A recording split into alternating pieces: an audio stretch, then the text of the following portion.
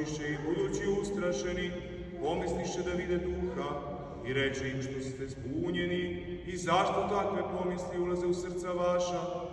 Vidite ruke moje i noge moje, da sam ja glavo, opipajte me i vidite. Jer duh nema tela i kostiju, kao što vidite da ja imam. I ovo rekavši pokaza im ruke i noge. A dok još ne verovahu od radosti, dok se čuđaku reče im, imate li ovde šta za jelo? A oni mu dadoše komad ribe pečene i meda u saču.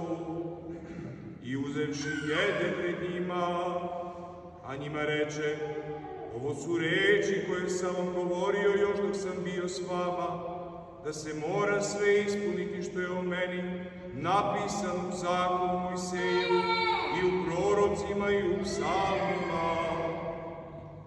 Tada im otvori da razumeju pisma i reče im, tako je pisano i tako je trebalo da Hristos postrada i vaskrsne iz mrtvih trećega dana i da se u njegovo ime propoveda pokajanje i oproštenje grehova po svim narodima, počevši od Jerusalima.